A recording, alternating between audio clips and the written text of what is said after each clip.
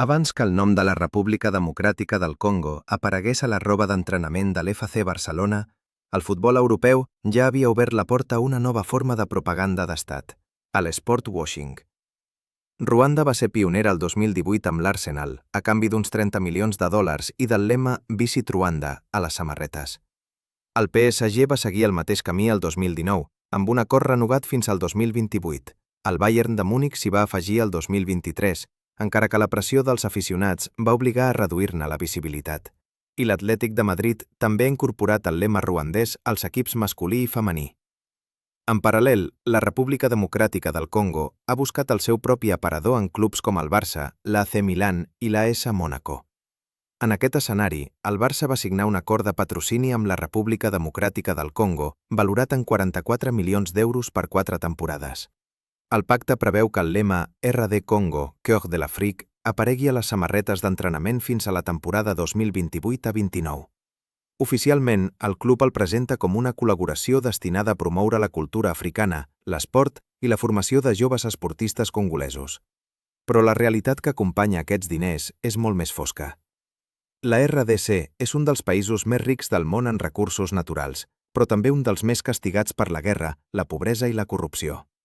El seu PIB per càpita és de només $647 anuals. L'esperança de vida se situa al voltant dels 62 anys i ocupa el lloc 163 de 180 en el rànquing de Transparency International. Més del 70% de la població viu en nivells extrems de pobresa, mentre el país travessa una crisi humanitària crònica que afecta milions de persones. El conflicte es concentra sobretot a l'est del país, a les regions de Kivu Nord, Kivu Sud i Ituri, on operen més d'un centenar de grups armats. Entre ells destaca el moviment 23 de març, l'EMA 23, recolzat segons diferents informes internacionals per Ruanda.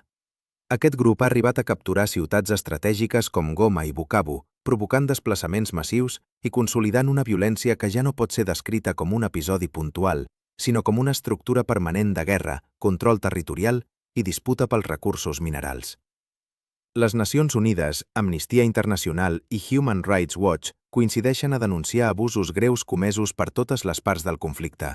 Execucions sumàries, assassinats de civils, tortura, detencions arbitràries, desaparicions forçades, violència sexual sistemàtica, violacions en grup, reclutament forçós de menors i atacs contra hospitals, escoles i personal humanitari. Segons dades de l'ONU recollides als textos, el 70% de les violacions de drets humans serien comeses per grups armats i el 30% per forces estatals, inclosos l'exèrcit i la policia. També formen part del paisatge la persecució d'activistes, les restriccions a la llibertat de premsa i la repressió política.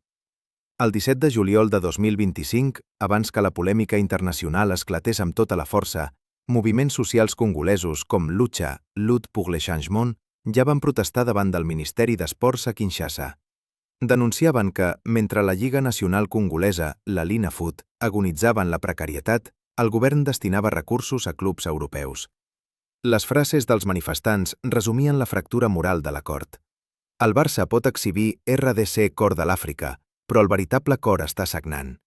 I la RDC mai no havia estat tan humiliada. La Linafoot s'està morint, però estem invertint en altres llocs. Només uns dies després, entre l'11 i el 21 de juliol de 2025, l'EMA 23 va assassinar almenys 319 civils a la província del Kivu Nord, segons un informe de l'Oficina de l'Alt Comissionat de les Nacions Unides pels Drets Humans.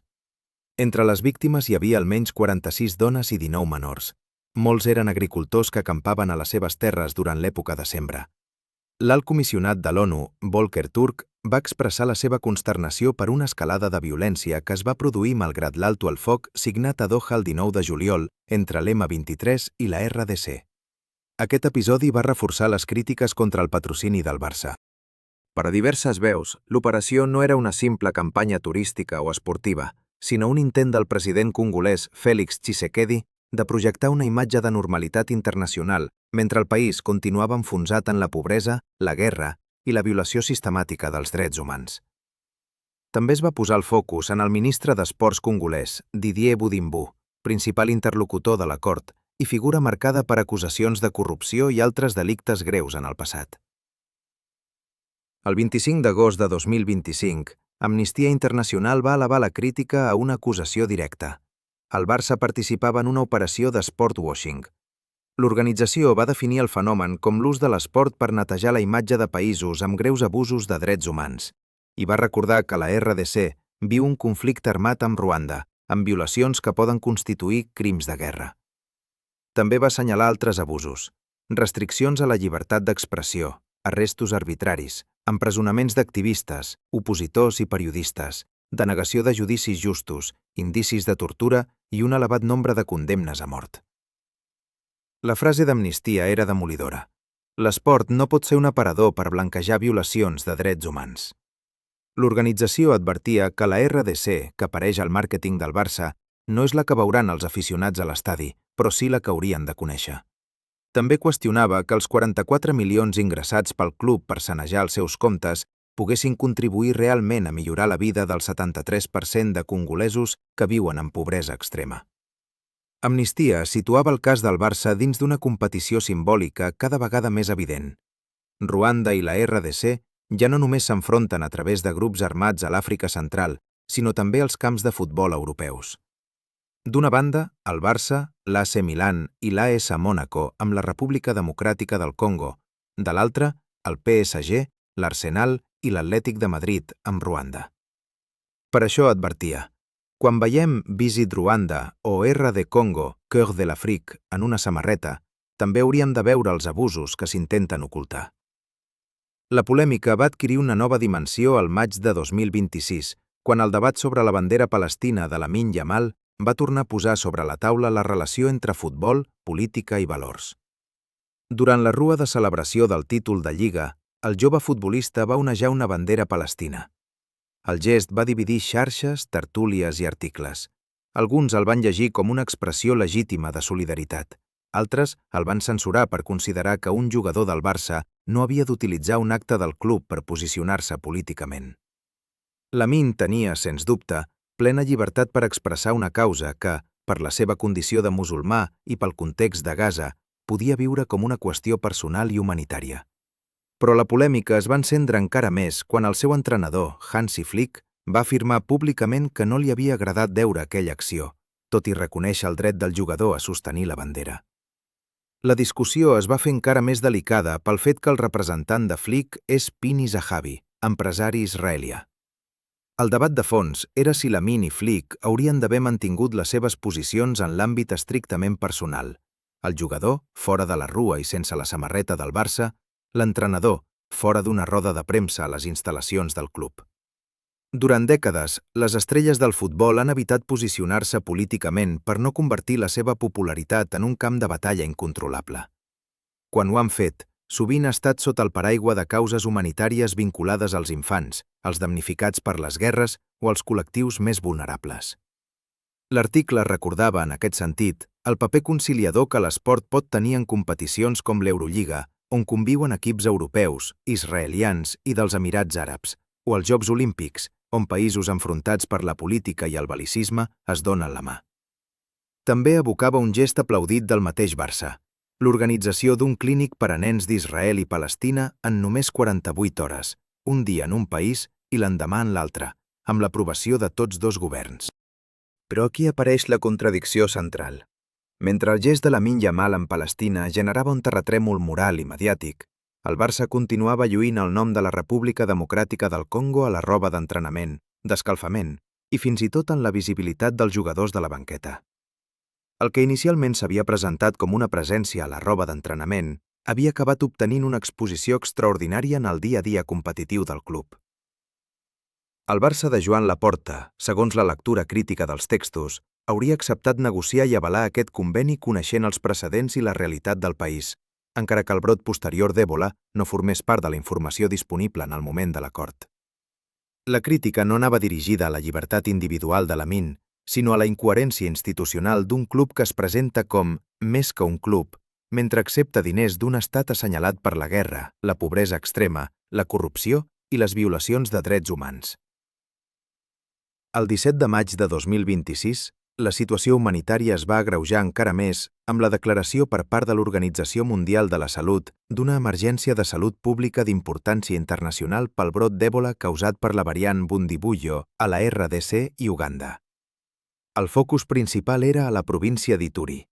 Fins al 16 de maig s'havien confirmat 8 casos en laboratori, 246 casos sospitosos i 80 morts sospitoses. També es van notificar contagis vinculats al brot a Kinshasa i Uganda, augmentant el risc d'expansió regional. El brot d'Èbola va evidenciar fins a quin punt la guerra destrueix també la capacitat sanitària d'un país. La inseguretat, els atacs a centres mèdics, els desplaçaments forçats, la destrucció i el saqueig d'infraestructures i les restriccions de mobilitat dificultaven la detecció de casos, el seguiment de contactes i l'atenció als pacients. A les zones controlades per milícies, l'accés del personal mèdic es feia pràcticament impossible. La crisi sanitària i la guerra retroalimentaven. Així, el mateix país que paga al Barça uns 10 milions d'euros anuals per estimular el turisme, la cultura i la imatge d'un estat en vies de desenvolupament, travessa una de les pitjors crisis humanitàries del planeta. Més de 25 milions de persones necessiten ajuda urgent cada dia. Prop de 7 milions són desplaçats interns. La pobresa supera el 70% de la població i la desnutrició massiva afecta especialment els infants. La sanitat i l'educació es troben parcialment col·lapsades i l'accés a l'ajuda humanitària és extremadament difícil per la inseguretat.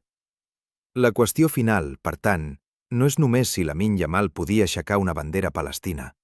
La qüestió és per què un gest individual de solidaritat pot provocar tanta incomoditat mentre una operació institucional de patrocini amb un estat immers en la barbàrie pot ser assumida com una simple necessitat econòmica. El problema no és la bandera que uneix a un jugador. És la marca que el club accepta portar mentre al darrere hi ha guerra, fam, desplaçaments, repressió, corrupció i mort. En un món ideal, Lamine Yamal o qualsevol altre jugador podria defensar Palestina i alhora rebutjar una samarreta tacada pel relat propagandístic del Congo. Però en el món real del futbol modern, els gestos morals dels futbolistes són qüestionats amb rapidesa, mentre els pactes milionaris dels clubs es normalitzen sota el llenguatge fred del negoci, la promoció internacional i la competitivitat econòmica. El Barça sempre ha volgut ser alguna cosa més que un club. Però aquesta frase només té sentit si resisteix quan els diners arriben tacats. Perquè no hi ha cœur de l'Afrique possible si el cor que es vol vendre al món continua sagnant.